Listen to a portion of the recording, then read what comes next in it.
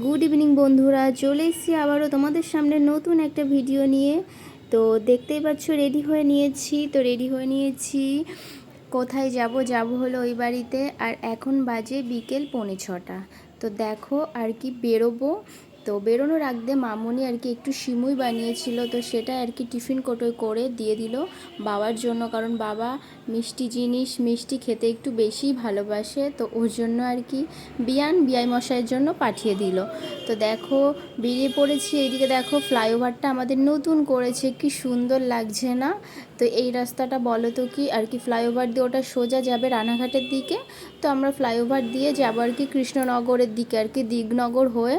তো ফ্লাইওভার দিয়ে যাচ্ছি, না হলে ভেতর দিয়ে যাই, কারণ ফ্লাইওভার দিয়ে গেলে বলো তো কি রাস্তাও ফাঁকা থাকে আর বেশ চালিয়েও আরাম আছে, খুব মজাও লাগে। দেখো রাস্তা পুরো ফাঁকা, হাইওয়েটা। তো এইদিকে তো আমরা কর্তাগিন্নি মিলে বেরিয়ে পড়েছি রাস্তা দিয়ে। দেখো ওই সাইডে কি সুন্দর সূর্য উঠেছে, কি সুন্দর লাগছে, তাই না? তো বিকেল টাইম, যেহেতু সন্ধ্যা এখনও লাগেনি, একটু লাগা দেরি আছে। তো দুজনেই তো চলে যাচ্ছি, বেশ ভালোই লাগে। আর বিকেলবেলা এই সময় ঘুরতে কার না ভালো লাগে? আমার তো বেশ ভালো লাগে। তোমরা কে কে ঘুরু করতে ভালোবাসো অবশ্যই কিন্তু কমেন্ট করে জানিও। আর আমার তো বেশ ভালো লাগে আর কি ঘুরু করতে। তো সেরকম একটা ঘোরাও হয় না, কিন্তু এই বিকেল টাইমটা না, এই গরমের সময় আর কি আমার তো খুব মজা লাগে। তো অনেক দিন পরে আর কি বেরোলাম তোমাদের দাদাভাইয়ের সাথে। তো এদিকে দেখো আমাদের আর কি বাড়ি যেতে মোড়ের মাথায় এই চপের দোকানটা আছে। তো চপের দোকানে দাঁড়িয়েছি চপ নেব বলে। তো অনেকক্ষণ ধরেই দাঁড়িয়ে রয়েছে, প্রায় তো 20 মিনিট ধরে দাঁড়িয়ে রয়েছি, কারণ আমরা আর কি যেই চপটা নেব টমেটোর চপ আর আলুর চপ নেব। আগের দিন ডিমের চপ আর আলুর চপ নিয়েছিল, আমি ভাবলাম আজকে টমেটো আর আলু নিয়ে যাই। তো আলুর চপটা এখনও করা হয়নি। এই দেখো কতক্ষণ ওয়েট করার পর উনি আর কি আলুর চপটা মেখে তেলের মধ্যে ছাড়ছে, কারণ বললো আজকে লেটে এসেছি বলে তার জন্য দেরি হয়ে গেছে। তো কিছু করার নেই, তার জন্য দাঁড়িয়েছিলাম অনেকটাক্ষণ আর কি ওয়েট করেছিলাম। এদিকে দেখো সোজা বাড়ি চলে এসেছি। বাড়ি চলে এসে এইদিকে আমার বাবা বলছে কি, তো তোর শাশুড়ি আর কি যেই শাড়িটা পিকো না, ওটা কি যেন রিপু করতে দেওয়া ছিল, সেই শাড়ির মধ্যে থেকে নাকি জড়ি বেরিয়েছে, ওই জড়িটা নাকি আর কি রুপোর। তো আগেকার দিনের ধরো বেনারসি, এর আগের ব্লগে তোমাদেরকে দেখিয়েছিলাম, এটা মামুনির আর কি বিয়ের শাড়ি। আমি পরবো ভেবেছিলাম, একটা জায়গা না দুটো জায়গায় ছেঁড়া ছিল, তো রিপু করতে দিয়েছিলাম, রিপু করেও এনেছে। কিন্তু বলো তো কি বাবা আবার কেচে আর কি শ্যাম্পু দিয়ে কেচে আলতো করে নাড়তে গেছে, ছিঁড়ে গেছে। অনেক দিনের শাড়ি ধরো পচে গেছে। তো বাবা তার জন্য আমাকে বলছে এগুলো জানিস তো রূপো। আমি বলছি হ্যাঁ রূপো রেখে দাও, স্বর্ণকারের কাছে গিয়ে দেখিও রূপো কি হিরে বলে দেবে। তো যাই হোক এই নিয়ে আর কি হাসাহাসি করছিলাম। এইদিকে তো আমার মাদার জননী ভীষণ খুশি, মেয়ে এসছে, কত গল্প করছে মেয়ের সাথে। দুদিন একটু মার সাথে রাগারাগি হয়েছিল বলে মার সাথে কথা বলিনি। তো আজকে মেয়ে এসছে, খুব খুশি। এইদিকে দেখো যে চপগুলো আর কি এনেছিলাম, নতুন বউই বলছি ওকে, আমি নাম ধরে ডাকি, ও আমার থেকে অনেক ছোট, যেহেতু দাদার বউ। তো বরমশাইয়ের জন্য আর কি, আমার বরমশাইয়ের জন্য প্লেটে করে চপ, 2 রকমের চপ এনেছে, তো সেটাই আর কি দেবে বলে সাজাচ্ছিল। এইদিকে একটা প্লেট বলছে দেখো দিদি এই প্লেটটা কিভাবে ভেঙে গেছে। তা আমি বললাম যে প্লেটটা তো এনেছিলাম, তো বিয়ের মধ্যে হয়তো ভেঙেও যেতে পারে, কত লোকজন এসে, বলো কিছু করার নেই। তো যাই হোক এই নিয়ে ওর সাথে কথা বলছিলাম। এইদিকে বরমশাইকে খেতে দিয়েছে, বরমশাই ভীষণ লজ্জা পাচ্ছে আমি ভিডিও করছি বলে তুমি আগে অফ করো তারপরে আমি খাবো, কিছুতেই খাবে না। তো অনেক রিকোয়েস্ট করার পর তারপরে উনি খেয়েছিলেন।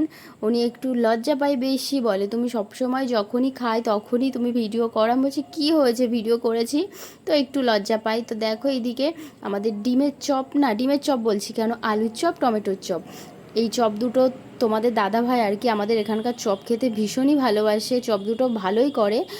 এদিকে বাবাকেও দিয়ে দিয়েছি, তোমরা আবার বলতে পারো শুধু বরকেই দিয়েছো, এদিকে নানা বাবাকেও দিয়েছি, বাবা ওই সাইডে চপ খাচ্ছে।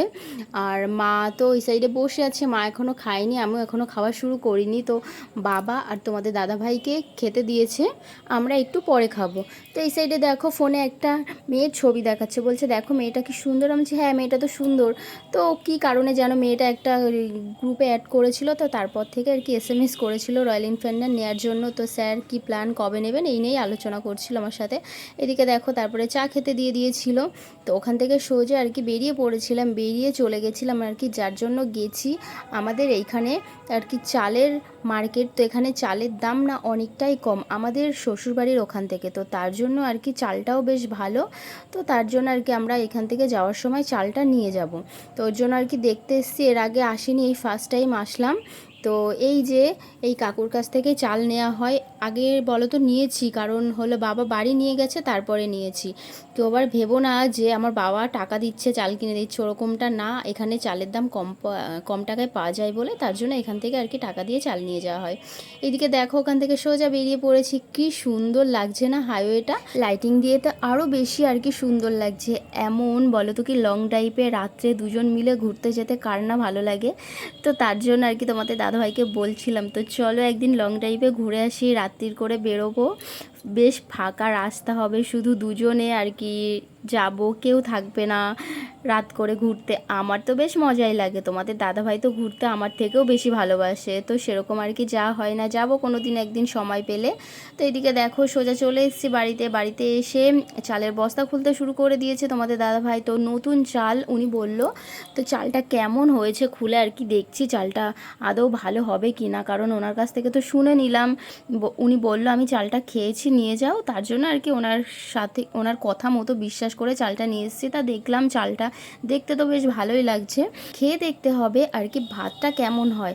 ওপর থেকে তো দেখলে মানুষ বোঝা যায় না, সেরকম সব কিছু আর কি ঠিকঠাকভাবে টাইম মতো না হলে কিছুই বোঝা যায় না। তো যাই হোক দেখো এদিকে আমাদের চালও বাড়ন্ত ছিল, তো ওর জন্য আর কি চালটা আনতে যাওয়া তোমাদেরকে তো বললাম। এদিকে দেখো চাল ঢেলে দিচ্ছে, যদিও ওই ঢপটার মধ্যে পুরোটা চাল ধরে না।